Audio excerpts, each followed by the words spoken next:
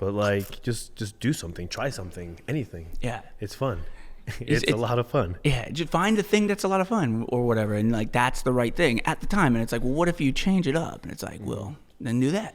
Yeah, that's fine. Cool. It's like, dive into that for a little while. and that's the right way to do it. And just do it all the time. Like do it as much as you can. Like do it, for an hour a day at least. It becomes a lifestyle, maybe we should be talking about this on camera too later on. But it becomes just a lifestyle, like you get accustomed to working out every day and having your program and doing your thing, and then you get accustomed to switching to different programs after you finish that one and just keep trying different things. Cool. Now that's just part of your lifestyle. Now it's like, now I can maybe work and focus on my nutrition and dial that in, and you hop on a different thing. But it doesn't seem like you're adding anything. Like, it doesn't really seem as burdensome to add something to it if you're just kind of adding one thing at a time too. You can't, if you try to work, like change your lifestyle to have a diet change, have also a activity change, have like sleeping change patterns and all that at once, you're bound to fail. It's just choosing one, getting accustomed to that new lifestyle, and then once it just becomes mechanical, then you move to the next thing, then you add and you change your lifestyle even more. And then once that also becomes mechanical, you add another change, and so on. So before you know it, you're not the person you were when you started everything. Yeah, it's so slow. Like real success happens. Like, dude, real success, let's say, I may say real success is like first and foremost, it's like, what is real success? Like, what the fuck is this word everyone throws around and uses? It's like, are you success? Do you reach a point and then you're successful, or is successful a way of being, a way of like acting, a way of like of practicing like a thing? I don't know. I would say that's probably the case. Like it's not about the goal that you achieve. It's about like the way that you like do your life, from when you wake up and you're sitting at the table with your wife or your significant other, and you sit there and you have the conversation. What's the quality of that conversation? What's the quality of conversation with your kids? What's the quality of conversation with the people that you walk by, throughout the day? Like, what's the quality of the conversation that you have with the people you work around and the people you work with? How do you feel when you're around those people? Like those things are the day-to-day things. That's really your life. Like Jordan Peterson talks about this, where he says like, your life is not the vacation. It's not this fucking moment, this podcast here. It's not like the business you were able to build. It's not the brand you were able to build. It's not the community you were able to build. Dude, your life is the fucking communication you have with the people that you kick it with most, the relationships you build with the people like your wife or your significant other, that you kick it with all day. I think about that a lot, because I'm like, your life kind of sucks if you have shit relationships because all you do is try to become successful, quote unquote, when like the back end is like completely fucked. You know what I mean? Like you're like, you have people that are just, they're around you for no reason other than maybe you become successful, and there are people that are around you. They're around you just because like you were able to build and this is going to be massive moving forward, but you were able to build a massive following. And now like, if I do something for you, or if I'm around you, then I might get some clout or XYZ. Like if you're the person where all the people around you are doing that, and you don't really know, like you think it's genuine and it's not, like that might be weird, that might be fucked. But like if you and your wife, you're not there because you're working, and you're just like, don't you get it? Like, I'm trying to be successful, and she's like, yeah, you're never home. And you're like, fuck you. It's like, that's every time you get home after work, Also, I mean, I feel like success goes hand in hand with gratitude. So everyone's definition of success is different. Yeah. So like that also goes towards gratitude as well. And there's a book that I'm reading called The Gap in the Gain. And it talks about how like a lot of people measure themselves against an ideal. So this is what it takes for me to be successful. This is who I would be when I'm successful. This is the point that I'm reaching. So you measure yourself against that, and you're never there. You never even get there, because once you get to that point, you're gonna find something else that you want and something else, and you're measuring yourself against an unattainable ideal. But if you have a path carved out towards that ideal, and you measure yourself against the progress that you make and the constant behaviors and the habits and everything else, and then you're grateful for how far you've come, all of a sudden that feeling of success just gets there, because you're not measuring yourself against something that's unattainable. You're just like, look what I've done. So it's a shift in your mentality there and the perspective that you use, because otherwise you kind of get stuck in what they call the hedonic treadmill. The hedonic treadmill. What's that? Yeah. So it's like you do something, and let's just say I have a goal to get to a certain position in my job. And then I get there, and instead of celebrating the success that I have, I get accustomed to this feeling, and then I just have this thing, oh, I'm chasing this next position. And so I never actually get to feel the success or feel gratitude or feel like I accomplished anything, because as soon as I get to that goal, there's always something else that I'm measuring myself up against. And so it's this treadmill of things that keep coming that make it so I'm just never satisfied. Yeah, and I heard this interesting thing the other day, but that kind of follows this. It's kind of like, I don't know, there's this hip hop guy who's become famous on Instagram, or probably TikTok first, but whatever. In any case, like he said this, he brought up like this person, I can't remember her name, some guru lady. But like the premise was, people think, people who become very successful, they rested on the suffering, the shit that they went through, the lack of, the days that they were poor, the days that they were, really grinding and spending all their, the pain of it, and you don't talk about really, hey, look, this is what success looks like. Like now, it's like you really say, like, this is important. You have to go through this pain and suffering part. And the way that he was sort of saying it was like, there's an interesting shift, though, that happens in these people that become successful. They went through all this lack. Mm-hmm. They went through all this pain. They went through all this suffering, but it was like not until like they switched to, like, I'm going to have an abundance mindset. I'm going to like practice mindfulness. I'm not going to let things, fuck with me. I don't need to work 50 hours a fucking day, Mm-hmm. I do not need to work 8 days a week. You know what I mean? Like, that they start to become kind of successful they're more genuine. They're more transparent, because it's just like, fuck it, I'm done doing all this other stuff, and then once that starts happening, they start to blow up, let's say, and then they go back to like, hey, the reason why I was successful was because I was going through all the pain and going through all the suffering and pushing. Mm-hmm. But it's like when you're in that pain, that suffering, that pushing through it, I mean, it does take a long time. It could probably take a little less time. I don't know. I'm still in that phase 5 years later.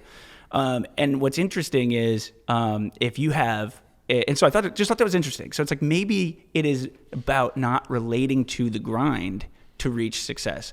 Maybe it's about kind of just submitting to it, mm-hmm. And sort of just like not trying to push through it, but better kind of relax into it. Stop fighting and resisting it. Kind of like an ice bath. Yeah. You get in an ice bath that's like, I got to make it through 3 minutes. Right when you get in there, what happens? You can't breathe. So you can't fight through it. You can't clench your fucking fist any harder. You can't like tighten up your core anymore. But you also can't fucking breathe. So you got to be like, okay, so I'm not going to muscle through this 3 minutes because I will die in here. So like you have to relax. And once you start breathing and relax your body, you can totally handle it. So maybe there is something to that effect, like in life when it comes to quote unquote success, is that maybe success is you not trying to make it happen anymore. You just letting it happen. Well, I think that goes into self-growth too, in like personal growth, and realizing that you're not really in control of much. So if you just focus on the things that you can control, that's the thing. Like, and I think that's a lot of the times the issue. Like you trying to convince someone of something, or you trying to do something differently, or you trying to force something to happen.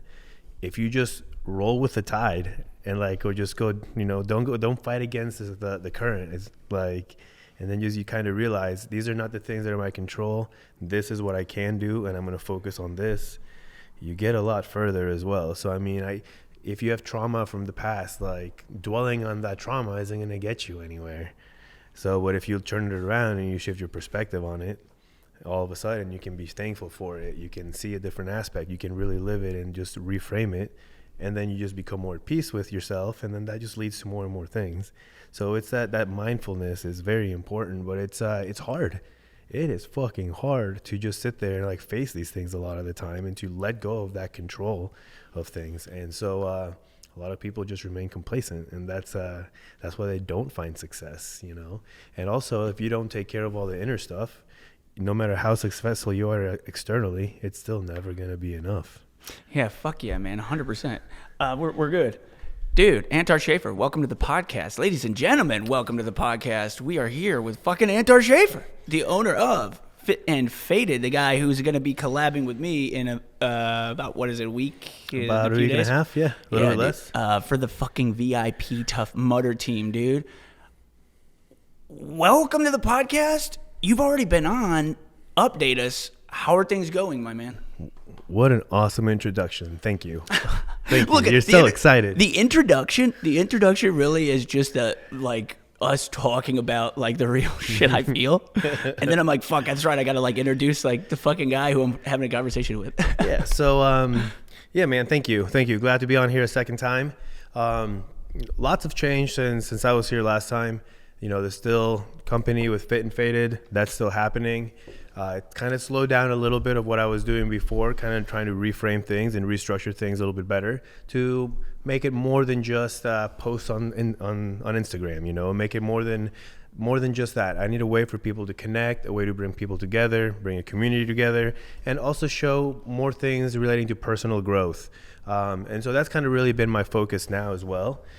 Being the fact that I'm also going to be a father has been really my focus. So I've been really thinking about how can I make this a way to bring a community together? How can I build this to actually help people grow and want to be better? So it's not enough just trying to relate fitness and cannabis to each other at this point. It's about integrating it, but life is significantly more, has significantly more to offer than just getting high and working out and all of that. Yes, there is a balance of everything, and it's a lot of fun to do both things. But, you know, there's a time and a place for each, and I just want people to push and to be better and to really have higher expectations of themselves. So, you know, I'm also just trying to undergo through some growth myself because of this kid. So, you know, you'll see this company grow as this kid grows as well, which is super cool. I want to bring a community of people together, a community of people that are all going to be active, that all partake also in cannabis or not. Just, you know, I want to push just people. I want that fitness in life in general. So I'm pushing for people to find spiritual fitness, to find like financial fitness, social, physical, fitness in every aspect of their life, to be able to just really feel fulfilled. So what made you want to do this, like fitness and faded, like so fitness and marijuana? What brought you to like, I want to create a lifestyle brand around that? Because those two things as of now are kind of interesting. Not as of now, definitely better now, but before, you know, it's like you kind of associate marijuana with like a criminal. Like people go to jail for that shit. So definitely not fitness. I mean, you can't eat a cupcake in front of somebody if you're involved in fitness, let alone smoke some weed, you know? So like what made you want to start this lifestyle brand? A couple of things, man. I've been a cannabis consumer for as long as I can remember. And I feel like there's been a lot of other people who are cannabis consumers, as well as mushrooms and just other plant medicine. But it's been demonized for so long, just like you said. People would go to jail for it. People get in trouble. You couldn't speak about it. And, you know, now that it's becoming legalized, it's just a lot easier to talk about. A lot of athletes are coming out with their own personal brands as well. You know, NBA, NFL no longer really test for it. And so that's a big deal. There's been a lot of changes within the perspective just of the general public. And with Fit and Faded too, just kind of want to show that there is a balance that is possible. You know, before the only image that we got of cannabis was that couch potato, that stoner just sitting there, just melting into the couch, maybe just, you know, flipping through channels and eating potato chips. And there's a lot more to it than that. There's been a lot of people who have been consuming cannabis and being active for a very long time. They just haven't had a brand to gravitate to that they can say, this is my brand, this is who I belong to, this is my community of people.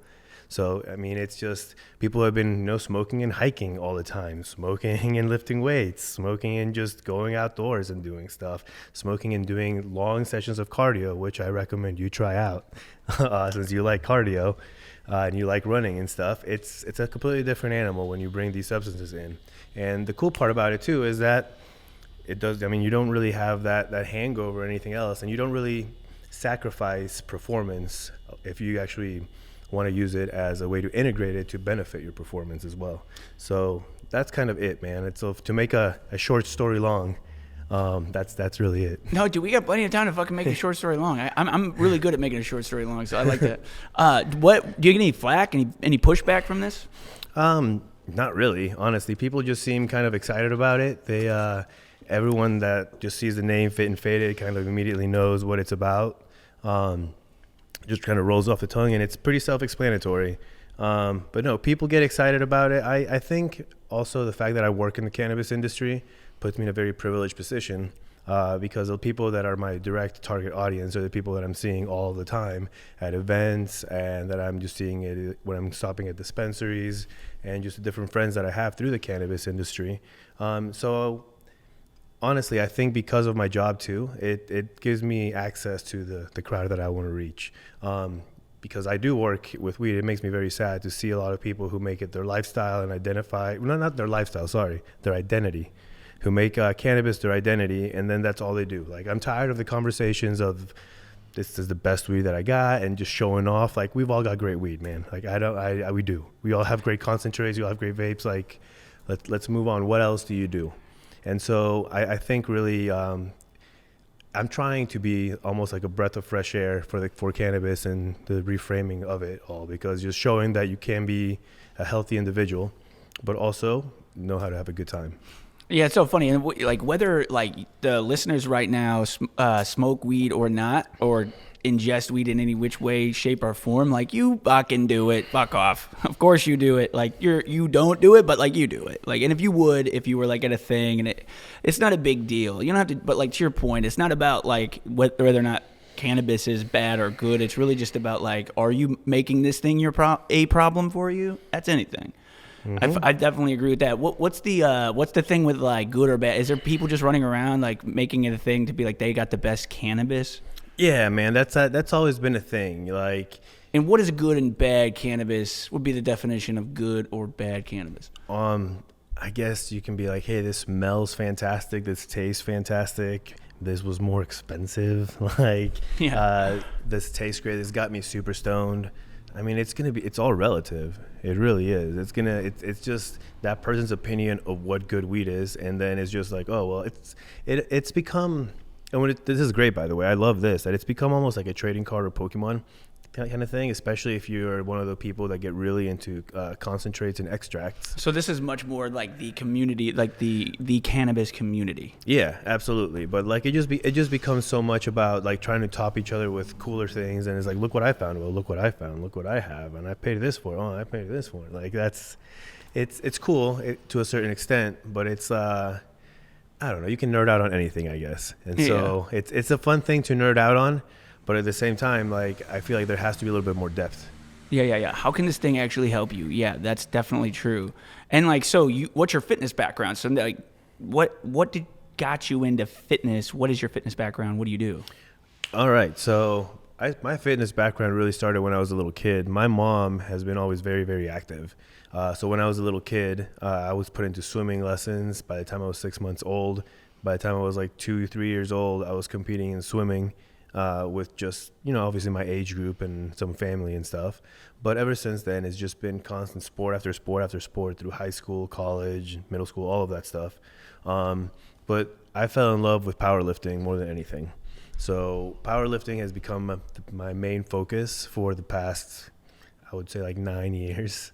Between powerlifting and CrossFit, those are the things I enjoy the most. I like CrossFit for the community that it brings. I think you can't really get better as far as bringing community together like CrossFit does. It's incredible. You meet some great people there from all aspects of life.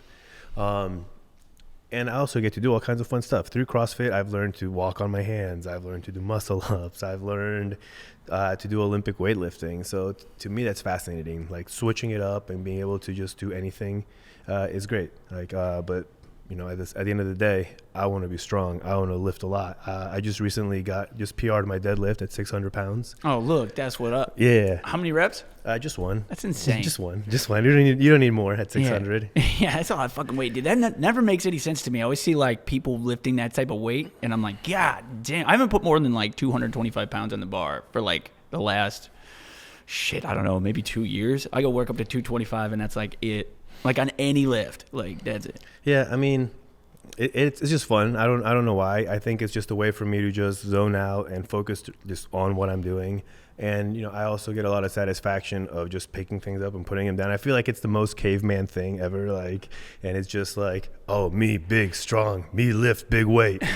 Like, it's just fun though. No, but that's awesome. And to your point, it's like really just about like what gets you fired up, but it's definitely a different type of thing when you go for like a one rep max than, just working in 225, I say 225 for like 8 in like a circuit where you're only doing like 30 seconds rest, Yeah, for sure. It's like those are two completely fucking different monsters, They are. That's why it's fun though. Like being able to switch on those things. Like right now, my focus hasn't even been so much on the deadlifting and the lifting heavy. Yes, I PR'd.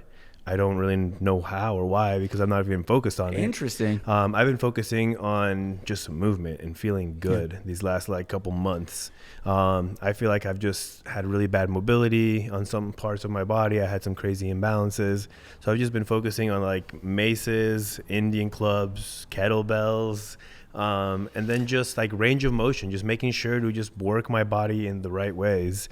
And I just every once in a while throw some big weight on the bar and magic happens. And you PR. Dude, that's funny that you say that. There was this guy that had on the podcast a ways back. His name was Clifton Harsky. This guy he's very knowledgeable. This guy's been a trainer for a long time. I can't remember the exact amount, but I think it's something like 20 plus years. Might be more. Sorry, Cliff, if you hear this. But he's a really knowledgeable, smart dude. He's in his 40s, 43. He talks about his athletes, keeping them at top end strength during the season or even on the off season. Maybe he never actually brings them to like a strength program. Like he has them working at like 60, 70% of their one rep, let's say, and things like kettlebell, mace, functional movements. And then only once every like 3 to 4 weeks, they'll hit like one rep maxes and like 6 to like anywhere from like 3 to 6. I don't think he gets into 3 too much, but like to maintain that top end strength. And to your point, like he's been able to maintain being able to dunk doing that. He keeps the top end strength of his athletes that way, maintains it that way. And they only hit that kind of weight like once every couple of weeks. And then they're doing what you're saying is basically working on mobility, working on movement, like working on agility, working on power, like what the human body is like really not designed to do, but much more like pushing the body in ways that's not so fixed and in one plane. Well, I feel like focusing on just one thing, like you said, fixing it on one plane, that's a good way to just kind of get stuck, really. Yeah, exactly. And I felt like that happened to me a lot. I mean, it was, like I said, I'm going on like 9 years of powerlifting, and I had to take a break because my body was just hating everything about me. Like I just felt like I was twisted in the wrong ways. Like my tendons were all like messed up. I had like this bicep tendon had like moved over the shoulder. Oh, damn. Just like a lot of weird things, man. And like I just decided I didn't want to hurt anymore. That was really it. And maybe if I took actual breaks during my lifting career, I wouldn't have been hurting like that. But for me, a deload wasn't actually deloading. A deload was I'm going to go ham on a completely different modality. So it'd be like, all right, I'm going to do a bodybuilding period for like periodization and program for like 3 months, 2 months, do that. And as soon as I finish, I would just immediately jump into a powerlifting program. And then I'd be like, okay, done with this. Okay, I'm going to immediately jump into heavy CrossFit. And then there was never an actual break for this entire time. So finally, my body was screaming at me, and it's been whispering for years, but it got to the point that it was just screaming. I was like, all right, something's got to change. Honestly, I don't know why no one told me that recovery was so important or why I never listened, because it's made all the difference. Well, dude, it's good that you look, here's what you did right. You just kept pushing into it until there was no other option but to make a change, and then you did, and now you're still winning. It probably would have been detrimental. I wouldn't say that when you're in your 20s, let's say. I like to think of it this way. When you're in your 30s, when you're in your 40s, when you're in your 50s, because I'm 30. I'm going to be 31, so I know what it's like to be in your 50s. No, I'm just kidding. But all the 50-year-olds just curse my name at what I'm about to say here. But in any case, like when you get older, like you're like, oh, hey, like rest and balance is super important. Like making sure that you take care of your body, super important, absolutely. Making sure you have boundaries, that you like very clearly communicate with people is super important. So all these people that are like in their 40s and their 50s, they're saying this stuff. They're telling the 20-year-olds, they're like, hey, 20-year-olds, look, listen. You're going to, if you're feeling a certain type of way, You know, like it's probably because your boundaries are like you're burning the candle on both ends. Like, you can't be doing this. Like, you have to take rest. You got to prioritize sleep. You got to find balance. Look, in your 20s, none of that fucking shit makes any sense, matters. And the reason is when you're in your fucking 20s, you don't know fuck about anything. And the only way you really know fuck about shit is that you fail hard. So like, my thing is like, never sleep when you're 20. And it's going to hurt, but like, that's good. When you're in your 30s, you sleep when you're in your 30s and 40s. Like learn about what your max is in your 20s. Well, you'll bounce back quickly too. Yeah, you'll bounce back quickly. Right. When you're in your 20s, dude, I was telling this to somebody, I was telling this to a client that we have here the other day, which he's like 25 years old and he's trying to build like muscle and he's trying to do all this stuff. And I said, look, dude, this is what you need to do right now. You need to eat fucking everything. Go to McDonald's, go to fucking Subway, go to everywhere. Dude, invest in fucking fried chicken. Just eat wings every fucking night and just like work out for 3 fucking hours a day and just eat fucking whatever and just run and like don't sleep and like fucking just be tired all the time. Like just go, but go hard as fuck. Eat like insane amount of shit. Take like 3 like mass gainer shakes. Eat donuts every fucking morning. You're 25 years old, but like work out like 2 hours a day. Mm-hmm. And the fucking muscle and strength and all this shit that you'll be able to look like, none of that's really good. Like it's still not good. There's still carcinogens in that and shit, but you have a 25-year-old you have a 25-year-old metabolism. You have a 25-year-old immune system. Like, you're getting rid of all, like, your kidneys are fucking prime, dude. They're just like, get out of here. And if you're working, you know what I mean? If you're working out 2 hours a day, dude, and you're 25, getting after your goal, go hard as fuck. Never take a rest day, dude. Work out sore. Break your fucking body in your 20s. That's an unpopular opinion. Do not have balance, dude. Do not have fucking balance. Do not have any of these ideologies or weird things. Like, build them from the failure. That's what your 20s are for, though. That's what your 20s are for. That. So like, I when I get a 20-year-old who's like, I just trying to, or in really 30s too, because like in your 30s you have the wisdom of all the failure, but I just think max out in everything, max out in all of it. Well, I feel like when you're younger too, you kind of want that safety. But at the same time, like you're young, you've got your 20s, you're almost indestructible at that point in time, and it's easy to bounce back from anything. Yeah. So like, try every job you want, try any career you want. If you fail at that one, cool, try another one. Yeah. Not a big deal. It's so much easier to start when you're young, and then just start over when you're young. I mean, once you get in your 30s and 40s, I assume, like I'm 34, but so I can talk about being in your 40s as well, just like you in your 50s. So, well, once you get a little older, it's almost like you've got that fear of failure that keeps you kind of static, and that kind of sucks, you know. So like, when you're older, you have responsibilities too. Well, that too. But you do have all that background, all that history from your 20s that just kind of just you remember those failures, and you're like, man, like, do I want to start over again this time? So, I mean, their 20s are to try everything. And I think your 30s are where you really get to the meat of who you are. I mean, you have all the experience from your 20s, and now you're like, cool, from all of that, what can I draw out of that's going to really push me forward? What did I actually enjoy from that? What was I most successful in? What can I build off of from there?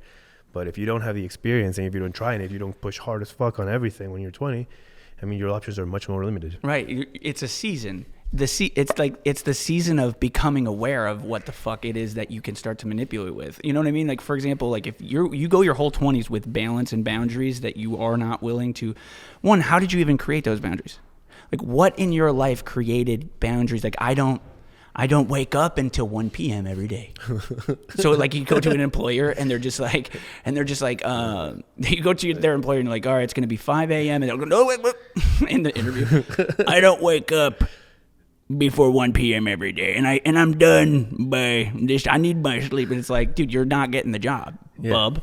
And now because you didn't get the job, and because some Instagram 30-second reel inspired you to tell somebody to fuck off because like you should be hard on your boundaries.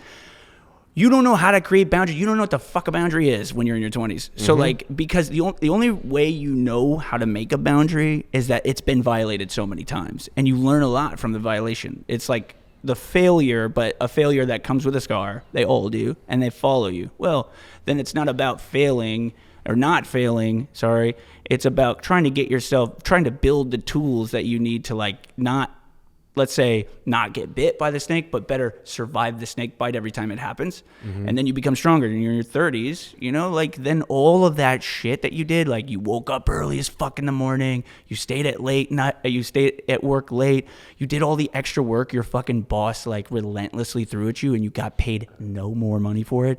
Like you did every single thing and more, and most of it failed.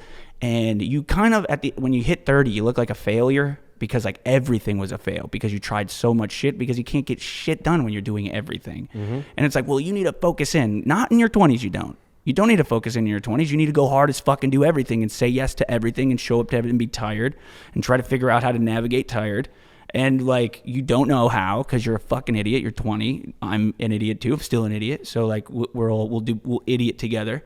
But like in your 30s, then you can start fucking around with, to your point, all of those building blocks, those tools that you found, like from all the crazy shit that you did, you start to really understand yourself through the failures. Like, I really don't like those types of people for this reason. They always whatever, and it just fucks me up. So it's like, okay, now you know, but you don't know that until you kick it with them people for a while and they do that to you, you know, and then you're like, I got myself out of this environment.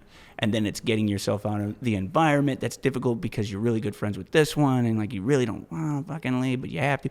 Well, you got to figure that out. I mean, you don't have those tools yet until you have to fucking solve it. It's true, but a lot of the time I feel like we're victims of circumstance.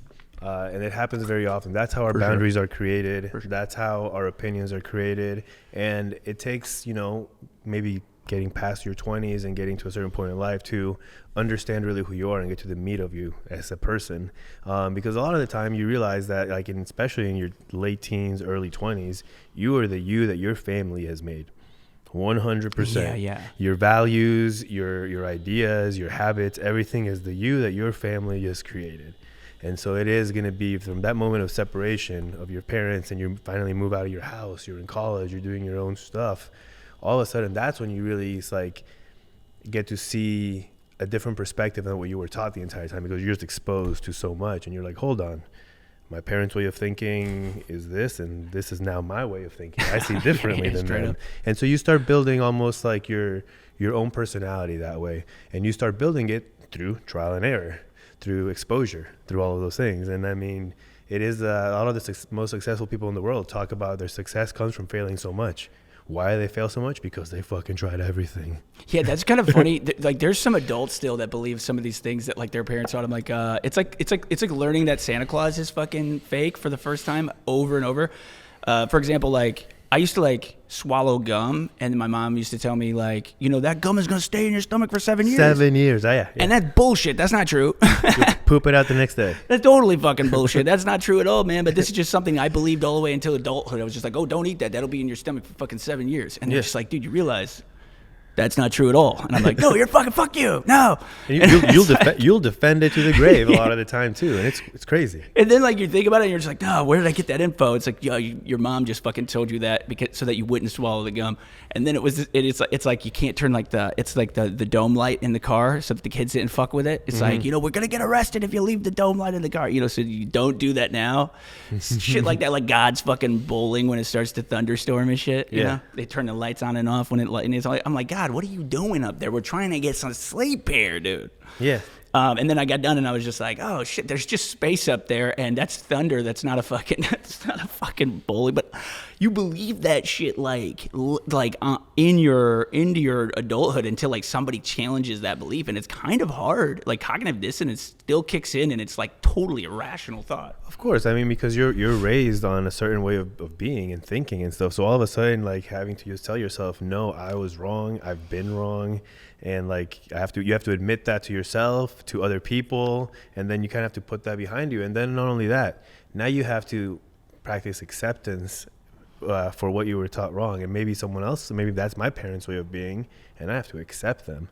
And so if I'm asking for acceptance as well, I have to do the same for others and for them. And so like I have to understand that those are their ideas, and that's okay. These are my ideas, and that's also okay. Yeah, 100%. And that's like I think we have like the worst trouble with right now, at least in the United States, is like, hey, what if it was okay that I thought differently than you? What if? Yeah, what if it was okay if like we both like actually agreed to disagree and then found where we find commonality and then come up with something there to actually move things kind of forward, if that was a thing. You know what I mean? Like, I feel like that's the hardest thing for people, especially in today's like day and age where it's like, you know, it's so interesting, the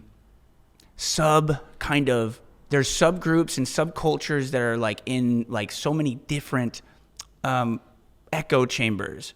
It's like, for example, I think a certain way, I have a certain ideology, and then like something happens in my world because like I'm so in this one small bubble, you know, of like all of these crazy bubbles. And for me, there's somebody in there that is regularly on my feed, and then something happens. I'm like, oh my God, the whole world's gonna end in my mind.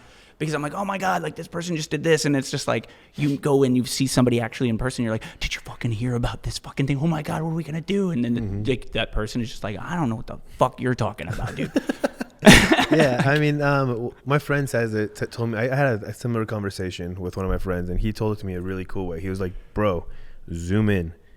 And so if you zoom out and you look at the broad picture, let's look at what's happening, you know, in the world right now. And the broad picture it's scary. It's kind of scary, right? You see all that. You're like, man, there's war. There's like economy is shit. Like politics this, politics that. Like the social aspect of what like the general public is thinking right now seems absolutely crazy. Zoom in. Who are the people in your life? Who are the people who are around you? Who are the people that I see? The people in my life are fucking awesome. Like they're super kind. They're super accepting. They like are very tolerant. They're supportive. We're not bickering and fighting with each other. And so like if you really zoom in and you cultivate a nice environment for yourself and you surround yourself with good positive people, good positive media, good positive outlets for anything, then all of a sudden it doesn't seem that bad. But you can't really be worried about like so many people and so many things. I mean, it goes back into what we were saying before about control. You can't control any of that. That's happening no matter what, whether I pay attention to it or not. That has nothing to do with my day to day. Yeah, that's so true. I think that is like for us, like living, like I think maybe, how old are you? I'm 34. 34. Yeah. So like you're only a few years older than me. I'm going to be 31 in July. So like for us, we had a few years there with like, you know, you'd have to pick up the family phone. It would be like, I'm going to call my buddy. And like somebody answers the phone and you're like, can I talk to my buddy? And they're just like, buddy, come here. And then it's like, you got 10 minutes. I'm on the TV. And it's like, what the fuck is that? And then you have the mom still listening on the other line. So they're both like, and you can hear one person breathing. Right. Yeah, like literally. Yeah. You could jump in on the call. Yeah, right. Yeah. And you could just, 100%. Like that shit. I remember that. I remember when text was this, what did you call it? Like that weird thing where you had to button like 10 times to get an H. Oh, the T9. T9, whatever the fuck that is. Yeah. Like that was insane. It would just be like a flip phone and you would just be like, and you would say hi. It would take about 5 minutes. You'd be like, hello. Yes. I think I'm just gonna have an H for the hi. We'll try to make it a little shorter. That's what like the FML came from, like fuck my life, or like LOL. It was like I'm just not gonna put laugh out loud because it's just too many keystrokes, tabs, too many tabs. You know, so that's where all that came, all that like text culture. I don't know. I actually don't know that, but we were there for that. We did that. We used that, and we watched that from like, and it happened pretty quickly. But it was like no cell phone to like just a house phone to like weird cell phone that had like this weird T9 text thing. It was like okay. To like iPhone, which is just like, all right, everyone's watching porn now. And then it's just like, and then the next thing is just like, you know, whatever the next thing is, we're going to all be like inside of each other's heads, I guess, or something. But we watched that technology go. But we have this like perspective of what life was like when like you'd go to the park with your friends and hang out, or go to like, you'd literally go to the woods, just go down to the creek and fucking toss rocks, you know, with your friends. Like that was like a way to like hang out. And now I think it's a little bit weird where if you were born and the only thing you know is that zoom out. It's like that's the only thing you know. You don't know the zoom in. You don't know that people, that's not like, maybe your mom and dad say, you fucking kids, why don't you go to the fucking creek and toss rocks? And you're, fuck you, mom. You know what I mean? It's like, why the fuck would we do that? There's dinosaurs literally eating people on this fucking thing that I can see this, you know, it's somewhere in fucking Yugoslavia or something. There's a fucking dragon and just come out of the mountain and fucking they're battling with fire. You think a fucking rock is competing with that? So in my mind, I just think how are these kids gonna like develop like that mindset, the zoom in mindset? Because like that's kind of interesting, man. I feel like everyone is just so worried about being connected on a global scale that they're not really connected on a local, personal scale. And I feel like it's going to take a little bit of time and stuff, but some people are getting back to that, you know, like I definitely feel myself going back to that, seeking out that personal connection, and a lot of people are. There's some schools actually now that are implementing no cell phone rules. And so like when you go in, you put your phone in this little that bag or whatever, or you don't get anything. And so nobody has access to a phone in these high schools. And, you know, the reports say that it's actually been very successful, and the kids are like, wow, we're actually talking to each other, we're making friends. And so phones have done a great job at connecting us to the point that we feel like we're not alone because we have this little screen in front of us talking to a bunch of people. But the reality is those people might not necessarily be around. There's no connection. And so like people are going to have to start realizing that you put this down and that serves a purpose. It's great to connect on a global scale. It's great to know all of that. But again, it has to be harmony. You put this down and cool, I'm gonna go spend time one-on-one with my friends and one with people, one with nature, and get all of that. I mean, it's you think about why all these major tech guys, like, you know, people that make the iPhone, all these like Steve Jobs and everyone, their kids weren't allowed to have the devices. And so like Zuckerberg's kids, I'm pretty sure, or all these people, they don't use, they don't have apps, they don't have cell phones, they don't have all these things that they can use, or they have very limited screen time and things like that, because they know the value of all of that. These are marketing tools. These are great marketing tools. That's the idea. You are what they want. Like they have the phone, they sell this, they have the app, they sell it to the company that makes it or whatever, and now you are the product. Like they're wanting you. They want your attention, they want all of that. So it's breaking away from that and just learning to direct your attention well in a place that's going to fulfill you. Yeah, and I think like the hard part about that, dude, seriously, like, and do not to like go into this like crazy like, you know, social media thing, but it is a good fucking topic, man. And I think like this actually does relate to what me and you are doing, in that like a lot of, like Fit and Faded is, think about like what is the utility in my mind of it, the utility in my mind of like smoking marijuana, one of them at least, is to bring me to the present moment. Bring my senses to the hyper present. So I can like, I'm experiencing my surroundings in a different way. It brings me hyper to the present, which allows me to almost somewhat meditate and start paying attention to like my inner world, where like without taking marijuana, I'm not doing that. So I'm just thinking about what's going on in tomorrow. You know, that's like anxiety. What happens when some people who are not type A's, let's say, but some people who are type A's, you take like a whatever product from that has like THC or whatever, or maybe you just take something that doesn't have THC, but like this cannabis product that basically like alleviates this anxiety. You know, that's one main thing that you can really use to do that. Well, if you are alleviating anxiety, what's anxiety? Like define anxiety. Anxiety is being worried about a perceived threat in the future. So you're not here in the present, because if you were here in the present, you wouldn't be anxious, because you wouldn't be thinking about the perceived threat in the future that you, by the way, are more often than not making up a story about what's going to happen. It's not even going to. And if you're depressed, you're just making up a story 50% of the time. You're making up the story that's making you depressed about your past 50% of the time, because your memory sucks. So like you are making up a story that is creating physiological fucking responses in your body. Like depression is real for people that are literally coming up with 50% of the stories that have physiological effects on them. 50%. Dude, if your memories have real physiological effects and your stories about the future have real physiological effects, well, just start being a fucking psychopath. Just start thinking that none of that actually happened, because you can't change it anyway. So fuck it all. Just take the tools from it. None of it else happened. Explore it, process it, because then you can take the tool. If you have a feeling come up and it's because you have trauma from the past, you should know where it came from, only so you know where it came from, but not so you can dwell on it. Then the future, right? So let's fucking get rid of all that and take this fucking drug. And now I'm just like, damn, the fucking ceiling is fucking falling in on me, and I see that statue's been winking for the last half hour, and so you go over there and start shaking its hand like, nice to meet you.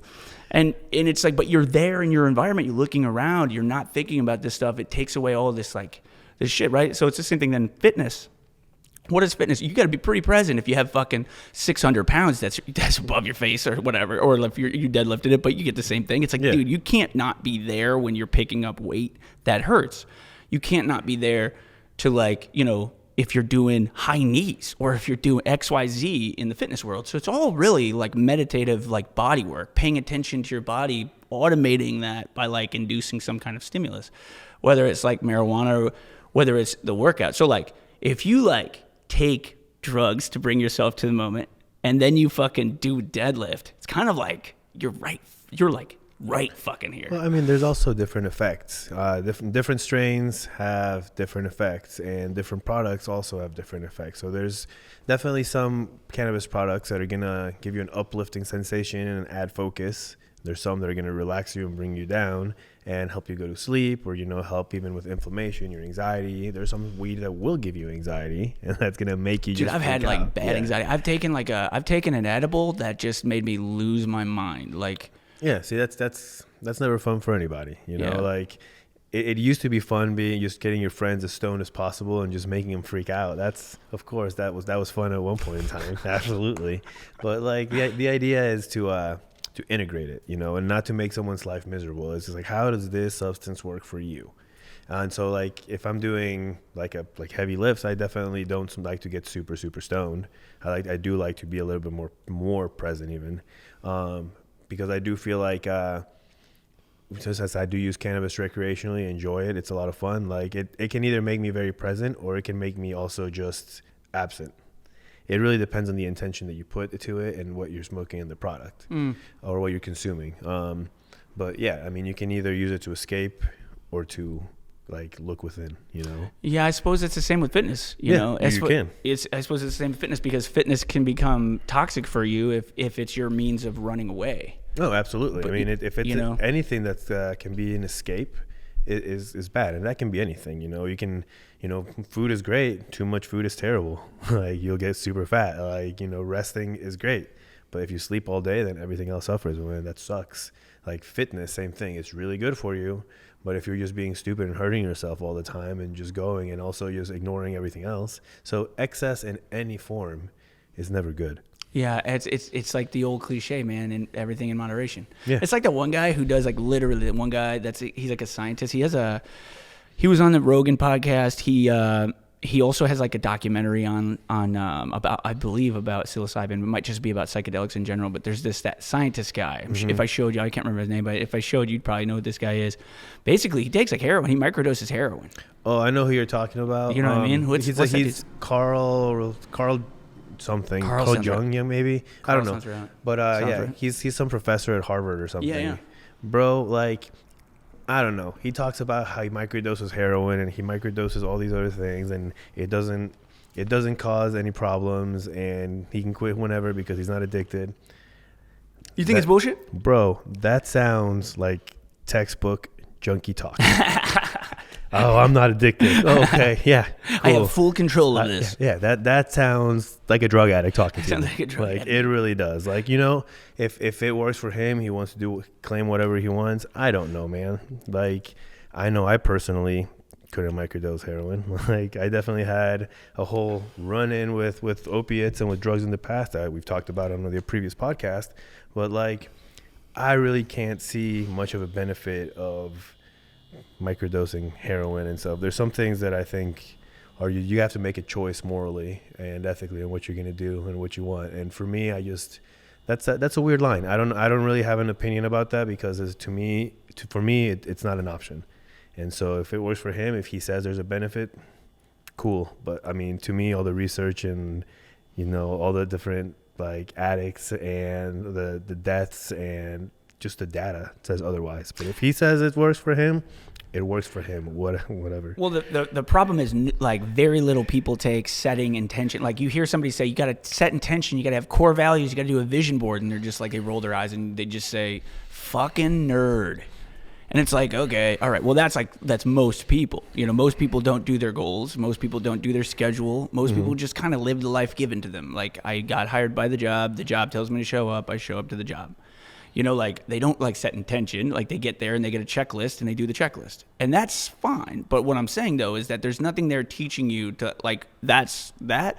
Now it's your responsibility to go home and set the intention of what you want your life to be. Create the life you want. Don't just live the life that's given.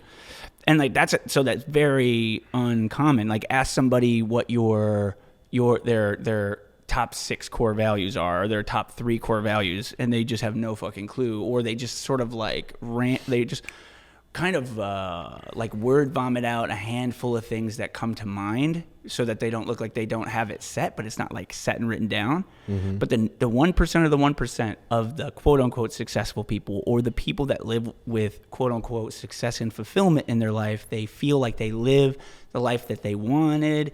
They feel like they live a life of like a fulfillment, like a real joy and happiness is a part of their life. You always have the other side of things. You cannot live without pain, suffering, sadness. Those things are part of it.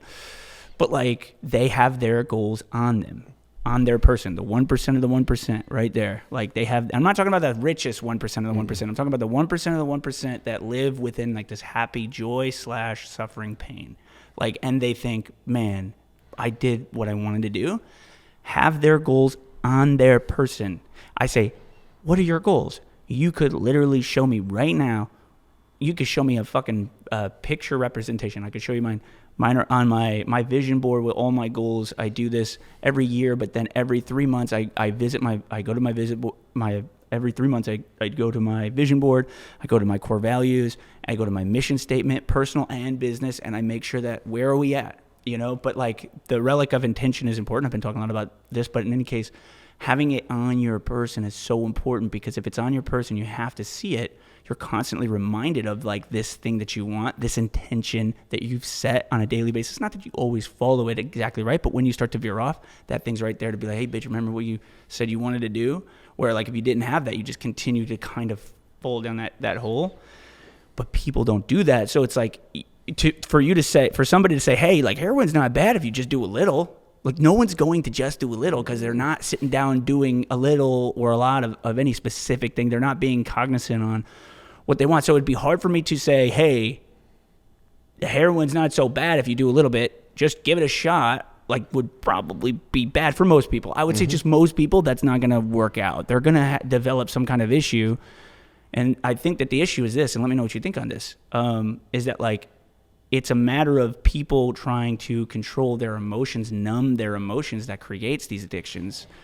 It's trying to control how you feel when you feel. Well, they say that addiction is a symptom of an emotional problem. Like drug addiction, the addiction itself is a symptom of an emotional problem. Yeah, 100%. And so here in our society in general, emotional intelligence and presence is not really taught. You know, like whenever that you start feeling sad or something bothers you, you're just told to get over it. You're just told to move past it and ignore it or whatever. That's just the way it is. Or then like you get mad, you throw a tantrum, and then either you get your way or you don't, and you hold a grudge or whatever. Like, but moving past those things is never taught. Acceptance of those things, emotional intelligence of how to actually handle difficult situations isn't taught. We're just taught to just hold it in, suck it up, and just move along. Either that or ignore it, or what is our other option? If it's something that really bothers us, something that we can't handle, we figure out a way how to numb that.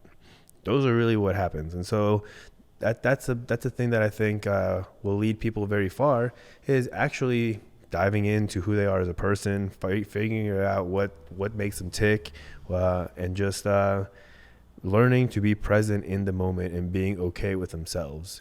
Numbing is not good for anything, you know, like I said, you can use any substance for numbing or for enhancement. Like if you're just running away from something, whatever you're doing, like you're going to have to keep running, because eventually it will catch up. 100%. I was just on this podcast, Allison Shia. I'm not going to say her last name right, but Allison, if you're listening to this, sorry about that for not getting that last name right. Any case, check out her podcast. It's Wishing You Wellness. I was just on her podcast, and super sweet girl, and super awesome podcast. The podcast is really a lot about mental health, and so we talked a lot about mental health. We were just talking about this, and I think like one main thing, one main fucking issue with this like with the doing the drugs and doing all this shit like the marijuana and stuff is that it does become something where you're using it to numb yourself and run away from the thing, but also not just the drugs and stuff, like the fitness is that as well. Fitness is a hell of a drug. It's a hell of a drug. And I told her because she's like, you know, she obviously knows people who have, and a lot of people know people who have like bulimia or like anorexia, and then like exercise becomes something that they use to like run away from this thing, which is like getting fat or like XYZ or like body dysmorphia. It's like, I have to go to the gym 2 hours a day because otherwise I'm going to look, you know, and that's running away for sure. And so like, that's like really, that's a real issue, right? Well, like, so that becomes toxic and damaging to their life because there's not the intention of betterment. There's an intention of, there's not really an intention. It's just fear. It's fear based. Mm-hmm. So like it's not intentional to better you. And so I told her about the 130 mile run that I'm going to do tomorrow. It starts tomorrow. This motherfucker starts at 6 p.m. I'm going to be running. 24 hours, right? 24 hours. Starts at 6 p.m. I'll run until 6 p.m. on Saturday morning. So tomorrow at 6, I'll be getting after it. So no sleep. Wish me luck. No sleep. It's going to be good. It's the most insane thing. You start the run when when the sun is above your head, and then you fucking finish the run when the sun is, or sorry, you're not finished run. You keep running. The sun goes down. Is pitch dark, you see the stars, you start to hallucinate, you're in the most pain you've ever fucking felt in your life. The sun comes back up, you're still fucking running, and bitch fucking ends up right above your head, and you're just like, damn, like it gives you a whole different perspective of a day. It just gives you a whole different perspective of a day. I was telling her that, and I was like, look, like, because we were talking about this in a couple of my podcasts actually earlier on, where it was kind of like, you know, like, what are you running from? And I brought this up in my solo podcast, so I won't go on about this. But the idea, though, is that there is a difference. And I said there is a difference between the people that run these things for a reason, something, like with, let's say, let's get better. And then there's the people that run these things that are running from something, and it is toxic, and it is something that's damaging. And she asked me, how do you know the difference? And it's a good question. How do you know the difference? How do you know you're running this thing? How do you know you're running this thing? You're putting yourself through this pain. You're putting yourself through this suffering. How do you know that that is for the betterment of your life? Because post-traumatic growth is a real thing. You know, like the superhero, the supervillain, they start at the same point. They have the same background. They've been wronged by the world. They have the scars from all of their pain and suffering. One chooses for better. One chooses for worse. I want you to pay. I want no one else to fucking feel this. Good to go. So what's the difference really between the person who is doing it and it's going to get better from it every time they do it, running 130 fucking miles in under 24 hours, and the person that gets worse from it / like hates themselves more, probably doesn't finish it if they don't have good intention. Like if they're running from fear, they're just there to hurt themselves as much as they can. Just like cutting yourself is also traumatic, and that throwing yourself downstairs or trying to commit suicide, that's all fear-based stuff. So it's not intentional. Intention is the key. Setting the intention is the key. It's the key to everything. It's like you said, it's like, what are you using marijuana for? I don't know. I just like it. That's not good because that goes anywhere. Yeah. That goes anywhere. So it's just like, I just like it. It goes anywhere. You've got to be intentional. Once you set the intention, look, I use it for this. Now it can become a utility. But if you don't have that set, if I'm running 130 miles to create clarity in my life, I want to inspire the people around me, and I want to see what's possible with this fucking gift that I've been given, which is this fucking amazing flesh body thing that just like navigates this impossible world that no one understands, and I can't wait to see if it's possible. Let's fucking go. I'm going to leave that better person than I started, even though I'm going to be tired and beat up. But if you go in there and you're just like, I don't have an intention. I'm just here to be here. I'm just here to be here. You signed up. Something was enough power to get you to sign up. You fucking sign up to that thing. You're just like, you're going to go there. You're going to hurt yourself, and it's going to be no different than you just cutting your wrist without setting intention. You're there to just put yourself in pain. You're not there to better yourself. It's intention, the intention of personal betterment, but clearly written down and emotionally connected. When you write it down, the goal has an emotion to it. Like when you write down, like, I want to do this, that, and like I'm intentional about doing it, that's still not enough, because your mom might want you to be a doctor, and so your dad also, and we just talked about this, and so you're like, I need to be a fucking doctor or a lawyer. I need to do that because because that's what my parents said, and it'll make them happy. And you go to all the schooling and go through all the suffering, all the hardship of becoming a doctor. You become a super successful doctor. You have all this money. You get the fucking trophy wife, and then you hang yourself because you fucking hate your life because you became a successful doctor, and you set the intention, and you learned how to become very disciplined, and you learned how to wake up early, and you learned how to help human beings, and you become successful, and you're making all this money. You get really good with money. You start investing and all this stuff, and it's like the whole fucking time you're becoming better. You're personally growing into something that wasn't what you wanted. So your goal was like just a thing, and your intention was just a thing, but it wasn't your goal and it wasn't your intention. And so you just like put yourself through shit with the fear of letting your parents down. And the fear of letting your parents down ultimately is what caused your demise. Not the success of the thing that you did, because clearly that didn't matter. Your parents are super happy about that you were super successful. The problem is your parents are dead now because they're going to die before you. You hate your fucking life, and now you're going to hang yourself because you hate the life that you created for yourself to make these other people, which don't get me wrong, they're valid, and their opinion's valid and all that stuff. But you've got to do it for you, and sure, that's a difficult thing. But at the end of the day, it's your life too, and if you're talking about your parents and letting them down and doing all of that, at the core, whether you're a doctor, whether you sell weed, whether you are a trainer, or whatever you're doing, at the core, what your parents want is for you to be happy and for you to be successful. So yeah, it might not be the way that they planned it, but then at the end of the day, it's your life. And then if you actually are able to find that and then connect with your parents later on, and then they actually see that you are happy, you are successful, you are comfortable, then their vision of how they thought it would be can vanish. And then that's when they actually accept, and then you can come together. I recently connected very well with my parents, my mom and my dad, but I went on a trip with to Mexico that I just came back from with my mom. And man, I always felt like I was just kind of a letdown, and I disappointed my parents and so on, because I just wasn't living the life that I thought that they wanted. But I wasn't living a life that I thought that they wanted. They just wanted me to be happy, whatever life I was living. So eventually they saw that I was doing what I was doing was bringing me success. I was comfortable, I was happy, and I was growing and just being a good human being. So they accepted me, and the relationship that I have with my parents is fantastic. Like this time that I got with my mom in Mexico, fucking precious. You know, like, it was killer. Yeah, it's just time that I'll never get back. You know, and it's I'm never gonna be able to relive those moments again. And it's awesome because those are just ingrained in my memory forever. And also with me having a kid coming in July, you know, I'm gonna be a father. I would like for my daughter to think that I'm cool and want to hang out and stuff. So, you know, like I like for my daughter eventually when I'm older to want to travel with me and do cool things. But dude, my mom's a killer. She took me biking a lot, and she destroyed me.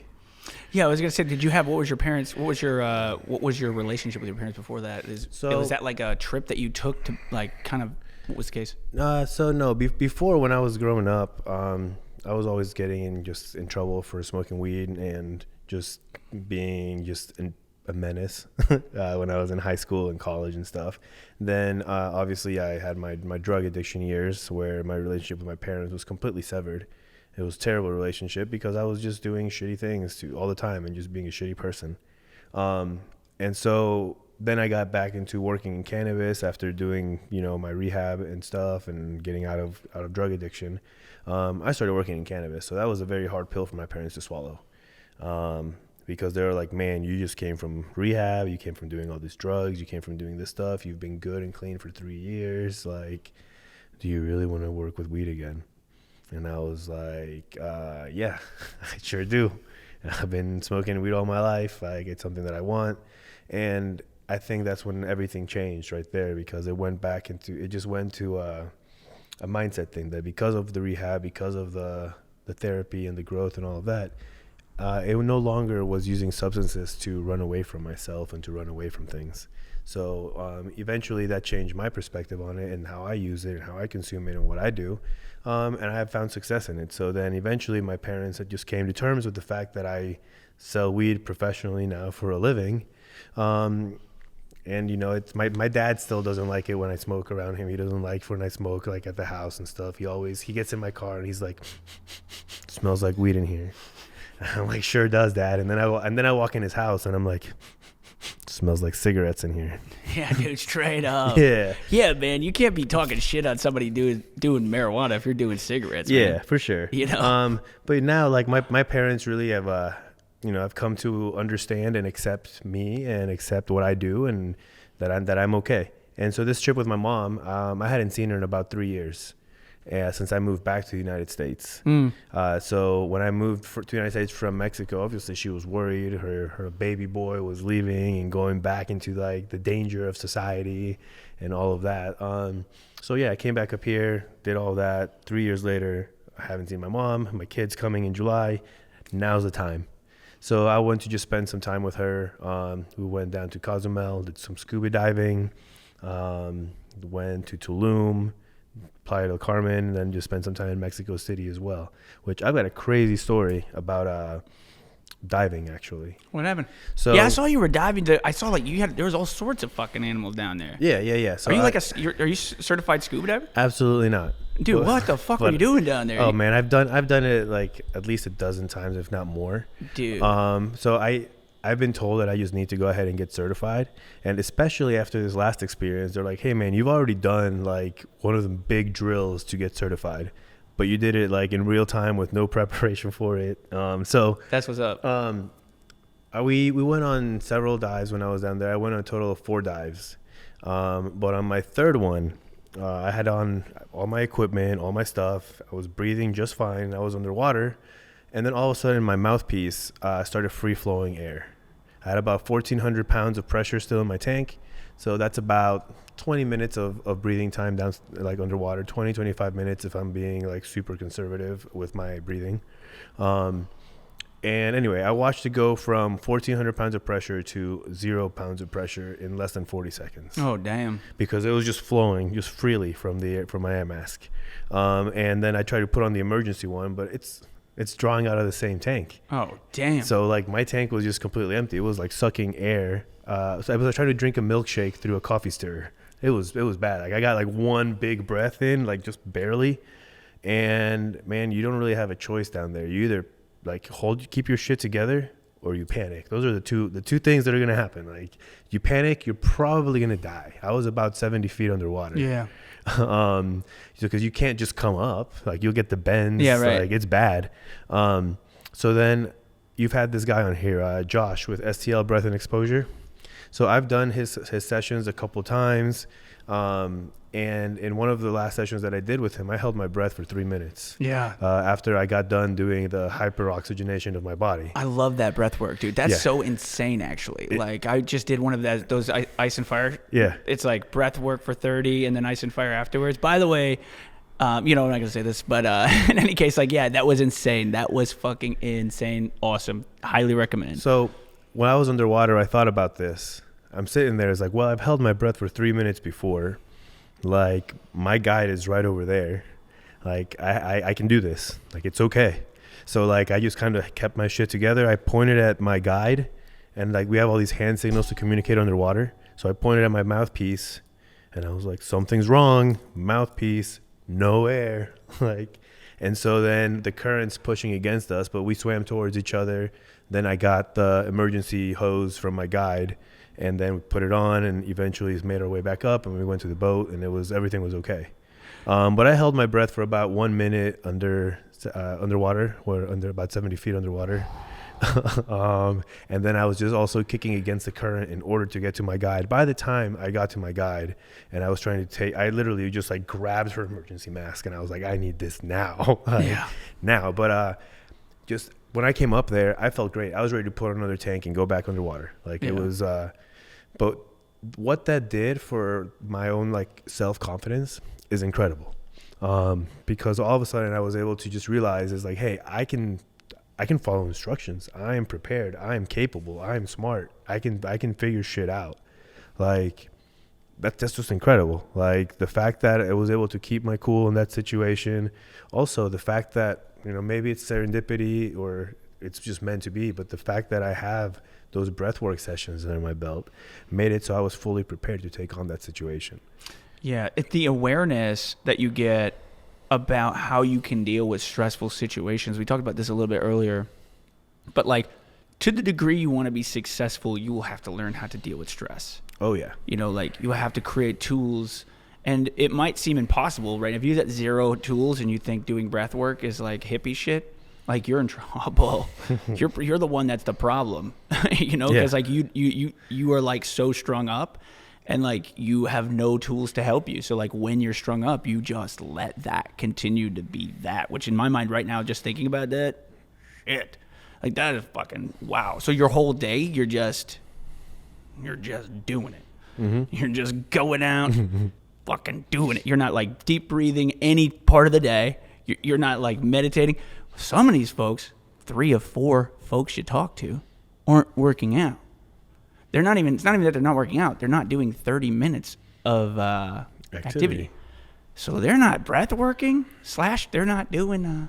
They're not doing working out. Like, what are you doing? Mm-hmm. How could you possibly think? Yeah. Think about that.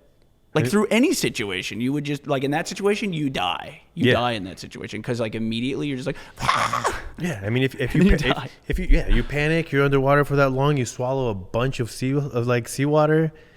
And then what? Like, you're just. I mean, they can't really. I guess they can try to bring you up as quickly as possible after that. But you know what? Chances are you might have some ear damage, or some other things going on with your body. Because if you're passed out underwater, and they have to bring you up. It's not like they can put an emergency mask on you and force you to breathe. You're not responsive. Yeah. So like, yeah, you have 2 options. Either you panic or you keep your shit together. And I think that people are just they're not aware of how much they're capable of. Yeah. And again, going back to what you keep saying before, it's that fear-based thing that keeps them from actually realizing how strong they are. Yeah. And dude, look, here's the thing. If you fucking look, like, you need to be able to push yourself into things that are uncomfortable. That's how you'll live the life that you really want to live. Chris Williams said this. I've said this multiple times on the podcast, but I really love this. I don't know who he got this from, but Chris Williams said this on his podcast, Modern Wisdom. He said, the magic that you're looking for is in the things that you're avoiding. Yeah, I've heard of that many times. Yeah. The magic that you're looking for is in the things that you're avoiding. Like, the magic is the life you want. The things you're avoiding are the things that's hard to get there. You think that doing those hard things that you don't want to do is you living a life that's like negative or counterintuitive to you living the life that you want. So you associate these things you don't want to do with like, well, I don't want to do this. And so like, and you're like 18 years old and now you've created boundaries around, I don't do things I don't want to do because that's like realistic, I guess. In any case, now you don't pursue that or you avoid those things. And then you live a life that you ultimately don't like because it requires those things to live like that you like. That reminds me, I have a friend, his name is Logan. He's a powerlifting buddy. And he also does like nutrition coaching for his powerlifters and all that stuff. So, I mean, these people are not eating necessarily to be fit, to be like tiny. They're eating to be strong. Yeah. So a lot of the time he runs into people that don't want to eat all the food that he's prescribing them to eat. And they're like, I can't eat. And he goes, your goals don't give a shit if you're hungry or not. Do you have goals? Do you have this is how you get there. So you have to do things you don't want to do. You have to do things that are hard. You have to do, like, I don't want to, like, I hate brushing my teeth. I hate doing the dishes. I hate doing all these things. But you know what? Like, they have to be done. So the moment you realize that you have all these non-negotiables in order to get from A to B, just accept it and move and just do it. Just do it. Yeah, like just do it. There's no conversation to be had. There's no argument to be had. There's no better time to do it. There's no convenient time to start.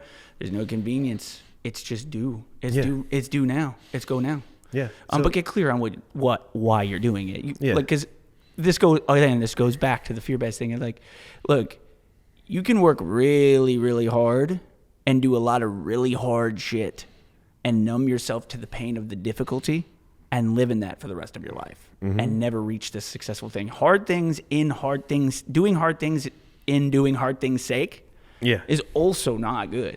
So there has to, but it always comes back down. There's intention.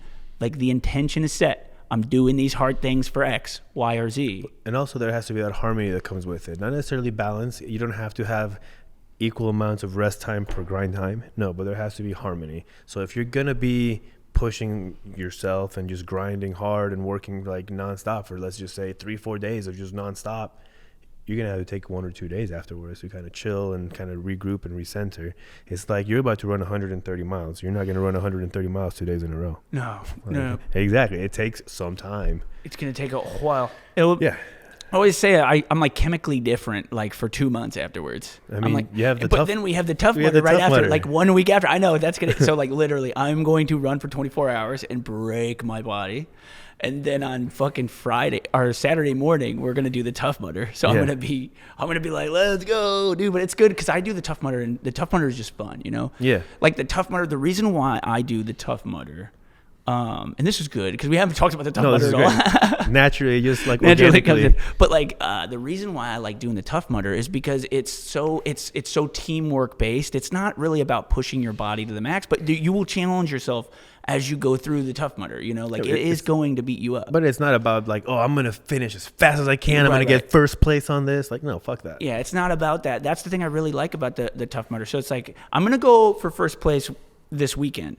But I'm not going to go for first place at the Tough Mudder. This is the sixth year that we do it. Like you're helping people out. You're getting muddy.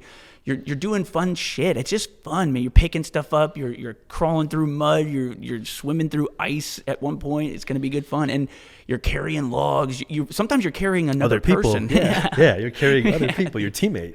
Yeah, and you just see, like, it's just they've done such a great job. I think like Tough Mudder is remarkable in how they've done this because they've done such a great job in like priming you when you show up to like fucking be like, look, we're all here together today.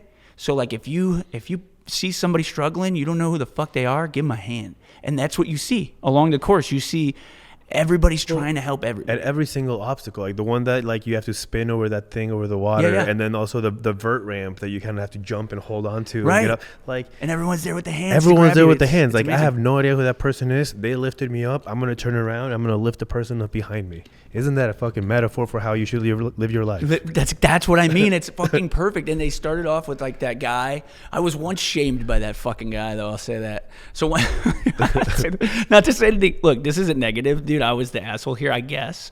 But like, I just wasn't aware. But I didn't know anything about this guy or the guy he was talking about. So like, you know how they amp you up at the beginning? Mm-hmm. Like everyone, they get you on a knee. Yeah. And then they're like, all right, martyrs, we're going to go out there and fuck shit up. And you're just like, yeah. And it's fucking amazing. I Yeah. love it. I love that they do it every single round. They get this like opening thing. I believe you do like the fucking, the anthem and all that.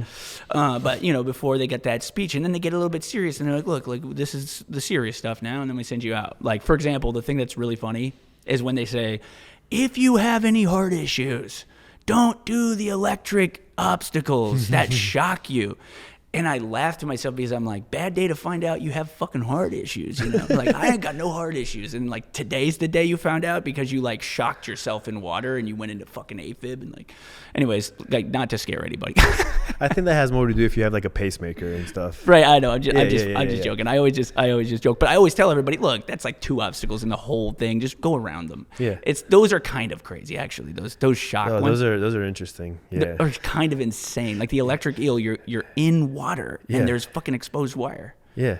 But just go around the electric eel. You don't have to shock yourself. That's the last one, right? Yeah. No, that one is savage. They did me dirty last time too. I'm saying all this. I love the Tough Mudder. This is not bad. This is not supposed to discourage you from coming. Like it is so much fun. I am telling you right now.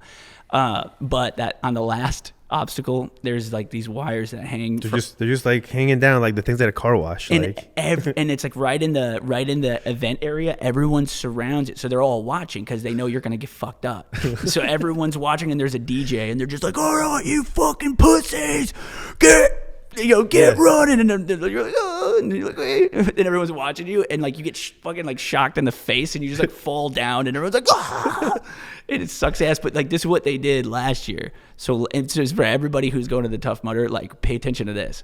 So at the end of the fucking thing, so they just had one go, and then they had like this like big strap that went across.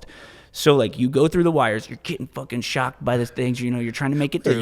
you get shocked and you dodge this way, but then you get shocked over here and you're just getting shocked all over, and you're just trying to get through it. You just want to get through it, so they know that you're just trying to get through it. So you kind of hold your face. You don't want to get shocked in the face, and you're going through it. And then once you get to the end, they fucking pull that thing, and then it just fucking tabletops your ass. And like everyone's just like, yeah. yeah. And dude, I got both my feet over, and this thing came up and just got me right on my hip, and I didn't even see it at all. And it pulled me back, like both my feet just flew up in the air. And I got video of this, by the way. If you go to our Tough Mudder video that we did last year, you go to the event page, the sign up page, and you just go all the way to the end of that video.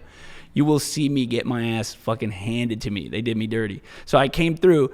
My feet fly up. I fall fucking right on my back. And you don't hear this, but the DJ goes, "Oh, you fucking suck." And everyone's like, "Oh." I'm like, "Fuck you, dude." Dude, that's great. What an asshole.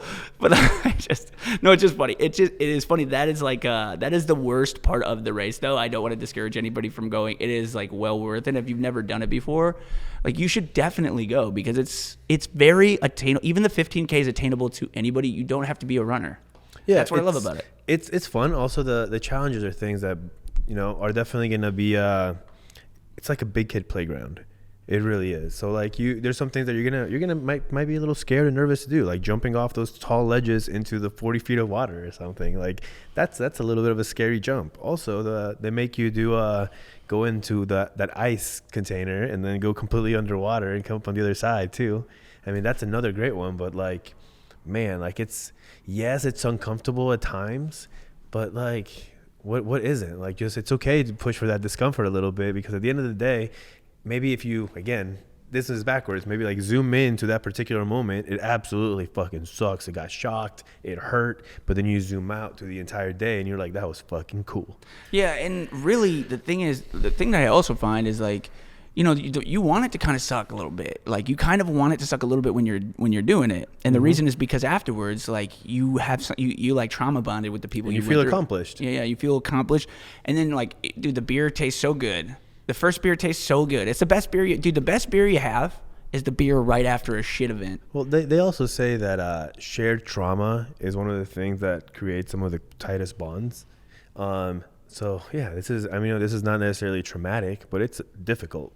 Well, you can definitely, if like, this guy, Will Swafford. Yeah. He was kind of telling me his business partner, him and his business partner, they were like, they did CrossFit together. They were just the members. Him and Pete. Yeah. Yeah. They were working out together, and he saw how this guy dealt with hardship. And like, you can trust a person you see deal with hardship in a way that makes sense to you. You know what I mean? Like if I'm in the foxhole and I'm taking on fire, I need somebody not to tell me, hey, why don't you get out of the foxhole? Why don't you rest and relax? And that's maybe support in a way that you think is support. I need somebody man the other gun. Yeah. And it's like, jump in, yeah. Let's go. Yeah, I need somebody to man the other gun. I don't need a way out of the foxhole. I need somebody. I'm protecting the fort. I ain't leaving. I'm fighting to the last fucking bullet. I need to know you're fighting to the last bullet too. And if me and you are working out together, and we work out and we go hard, or we do whatever, we go through this, that we push through, you really see the human come out of.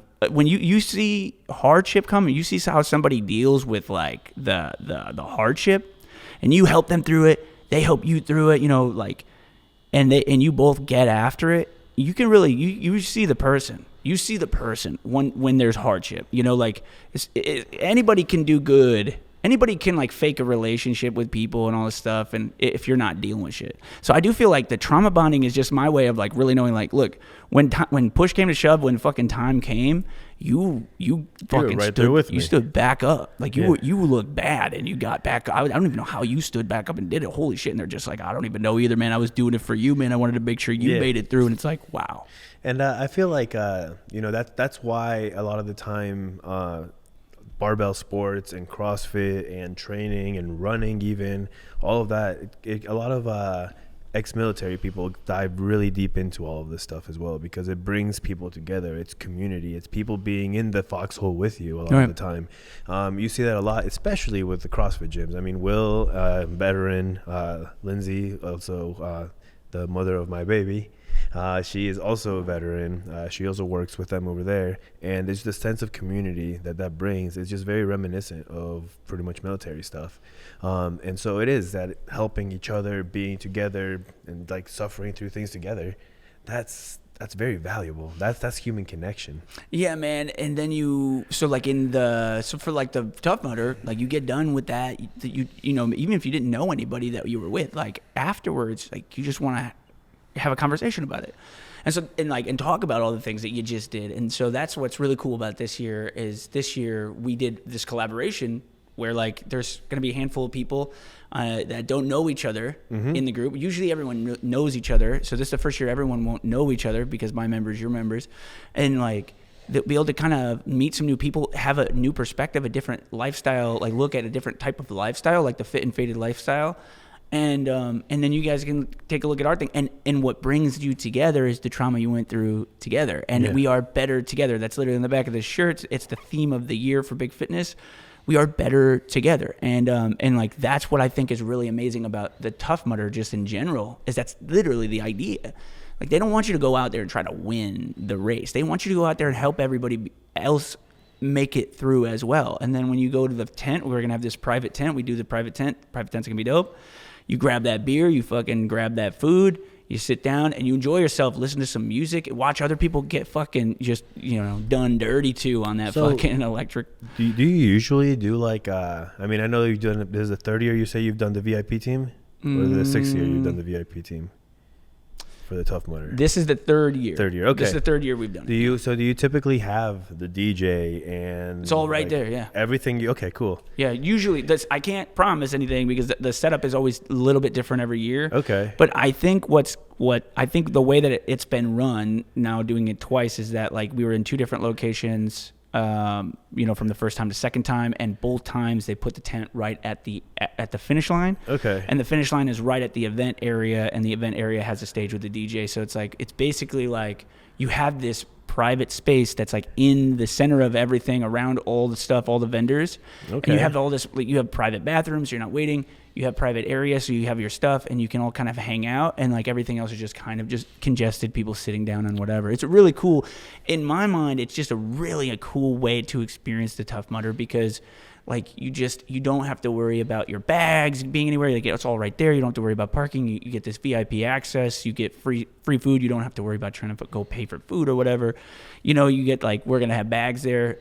And you get these private bathrooms and / I don't think they have it this year. Showers? I don't think they're private showers. But if they did that, they'd be fucking ideal because that would be perfect for afterwards because you're kind of like dry mud starts to. I'd be okay with just like a water hose and just hose myself off, honestly. Yeah, dude, I'll ask them. I'll put it in the request. We'll do some water. But this year we got like but then this year we've got like all sorts of things planned for like at the tent. The first 2 years we just sort of like kicked it at the tent afterwards and just kind of hung out. This year I want to really like make the tent party at the end celebration like a thing. So I'm excited to see what it looks like. But I'm gonna tell you right now, the best way to experience a Tough Mudder is in this fucking VIP tent, man, and doing it with that team, with the intention of like meeting new people and overcoming some shit together, you know? Yeah, and also this is the first year that we got sponsors too. Yeah, this is the first year. We're gonna have some of these sponsors are gonna be coming in and doing some work while they're there. So I do have right here my friend Vlasic Labs. He actually it's funny. I'm sure you have some Vlasic pickles in your fridge. It's actually the same family. Vlasic Pickles is the largest pickle company in the world, and they have been since like I don't know, well Vlasic over 100 Pickles? years. Yeah. And that's Vlasic Labs. That's the grandkid of Vlasic Pickles, and it's just a CBD brand. CBD and alternative cannabinoids. So CBD, CBN, CBG. They've got stuff for your dogs. They got stuff for you. It's pretty cool. But yeah, he's going to be out there. Everyone is going to get a little bit of a goodie bag that has some stuff from them as well. We've got Bluebird Wellness, who is a medical marijuana card sponsor, and so they're going to be giving out really cheap med cards. If you want to get your marijuana certified for medical marijuana. Then I've got my friend Chris, who is from the table STL. He does Asian and Korean barbecue and smokes meat. So he's going to be smoking some meat underneath our tent as well. Dude, hey, actually, yeah. I have to talk to you about a couple of those things that's like less exciting. Here on the podcast. Okay. I forget that I'm on the podcast. And then there's also another one of our sponsors, Luxury Leaf Dispensary, which is just a dispensary here in town, first black-owned dispensary in Missouri as well. And so we're gonna see if I can get you guys some discounts as well, just for a first-time visit, part of that sponsorship program. Who else do we have as sponsors? Front Rack Coffee. That is just my friend who owns.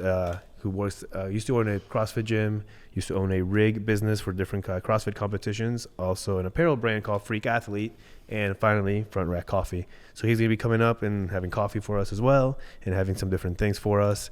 And who else? Oh, obviously CrossFit R2L. They're one of our sponsors as well. So if you're in the St. Louis area, definitely go check out that gym. You have a lot of fun. I've been talking nonstop about their community and how great it is.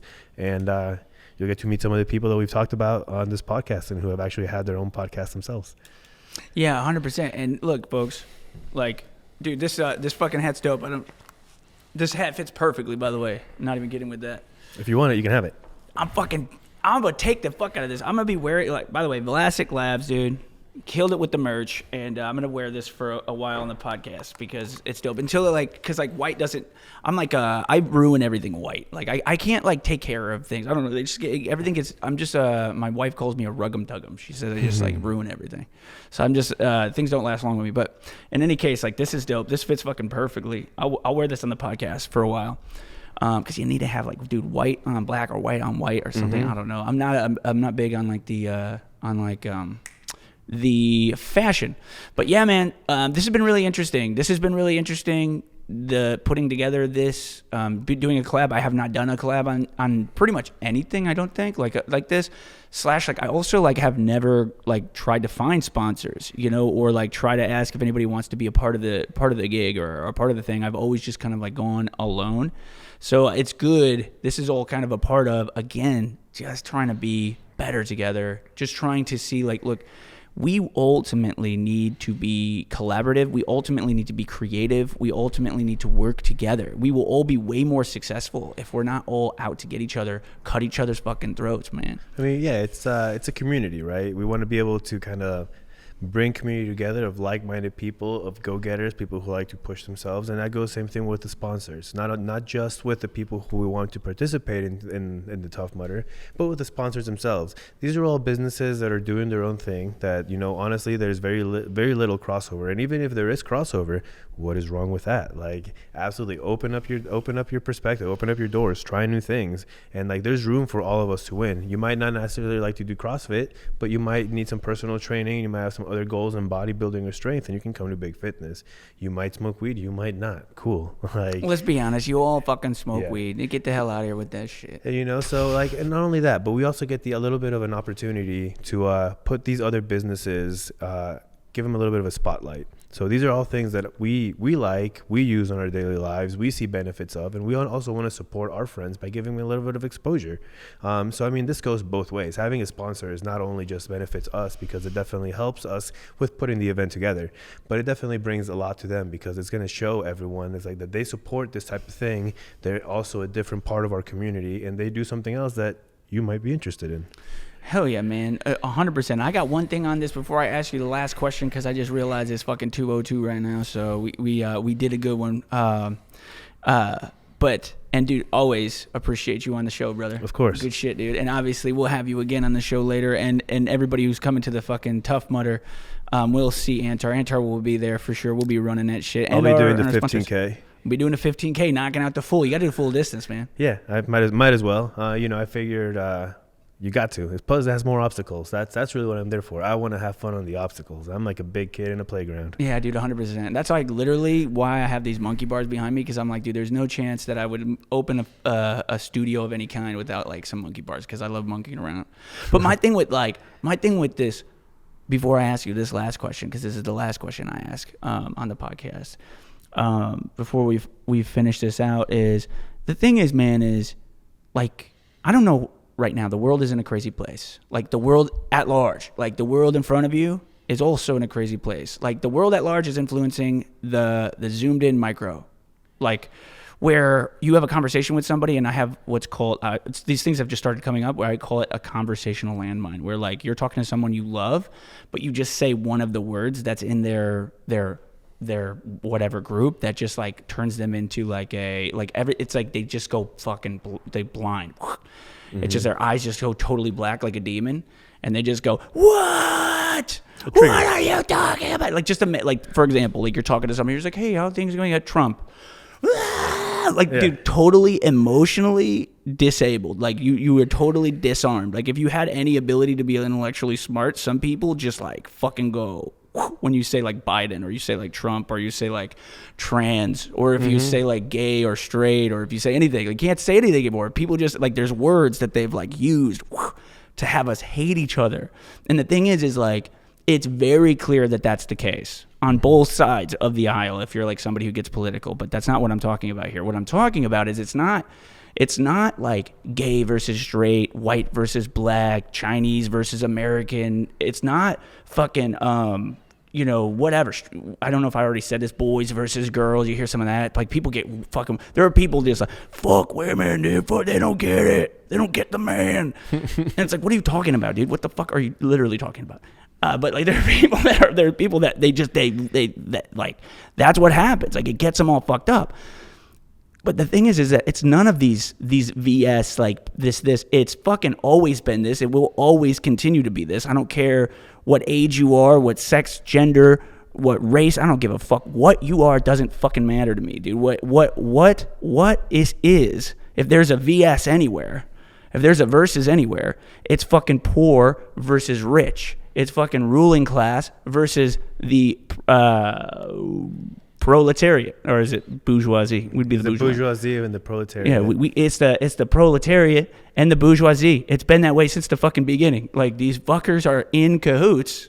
And they know exactly how to fuck us all up, and all this shit that is really easy now to keep us all fighting each other, acting like you should be like fucking warring it out alone. Let me tell you. If we are ever to be successful at this level, the ground level, and I mean this fucking seriously, I mean this sincerely. If we are ever to be successful as a people, like I'm not talking about the fucking bourgeoisie. I'm not talking about the ruling class. I'm not talking about the politicians and the fucking people who are born into like this super high castle. If we, me, you, Trey, if you're listening to this, you're also involved in this because you wouldn't be listening to this if you were any higher than where you are now. Not a bad thing. Dude, we're cool down here. My thing is that... But it's okay if you don't get a little higher. Yeah, if you're higher up there, then like, like shoot us some money, like give us some money, give us some exposure, help us out if you give a shit. No, I'm just kidding. They're probably poisoning my food that's coming to my house now at this point. But like my thing is this, is that like if we are going to come out of this thing at all successful and by any means or by any stretch of the imagination, us people here, us working class middle people, us people who think about money to pay the bills, if we are to move forward, we have to work together. No matter what color you are, no matter what fucking race you are, no matter what gender you are, no matter what fucking, I don't care if you like, well, look, don't fuck dogs, okay? But, like, don't fuck dogs. Try not to fuck dogs, okay? But like, look, try. I mean, or at least don't do it in front of me. I mean, don't hurt dogs, all right? Look, that's not the point. The point is that might actually be a little fucked up. That might be fucked up. We're not gonna say don't fuck dogs. We're not gonna be cool with that. You can't join us if you fuck dogs. All right, so no, get out of here. Get out of here. So like, but no matter what you are in those areas that they use to divide us, we need to come together and work together. We really do. And if you can trust each other, if we can truly trust each other as a people, not as like all these other things, we can fucking actually see success. We can see the life we actually want to live. We can actually have an impact on the way things run. We can actually have an impact in the way governance is governance is made. Not that we do the governance, but that we take power together. The reason why they split us up is because there's power in numbers. There's power when we have a purpose. There's power when we do it together. It's not that we're trying to overthrow the government. That's not the point. I'm not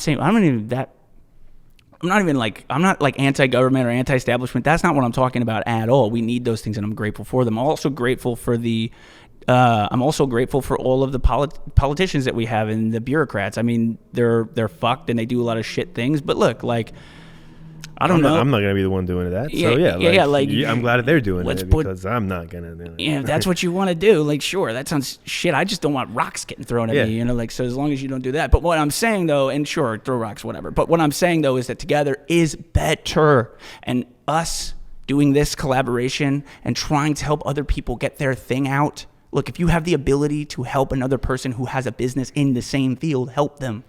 If you have a person who has the same business in a different field, help them. It doesn't matter if it's like, just help them out. If you can help them, help them. Me help you, you help me, I help Trey, me Trey, help each other. Find a way. If I go hard in fitness and Trey captures it, our producer. So shout out fucking Trey Alexander. Like, fucking call him. He's going to be down in the description. Call him to have him fucking produce your podcast. I am not. That is better. Now he helps me. I help him. He does the podcast. I help him get more people.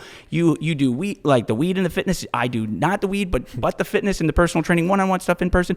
We all help each other. And if we all help each other, no matter who the fuck you are, where the fuck you are, look, it's we are one. We are one. It is not fucking all these other weird things. You gotta stop thinking that way. Nobody thinks that. You'll put like anybody in that seat right there, I'm gonna love them until they leave.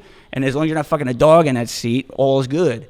If you're two furries and you're dressed like dogs, then it's okay. Okay. If you're identifying as a dog, as a furry, and you and somebody is fucking a dog that's a furry, okay. And I guess like, yeah, look, we'll have to define those later.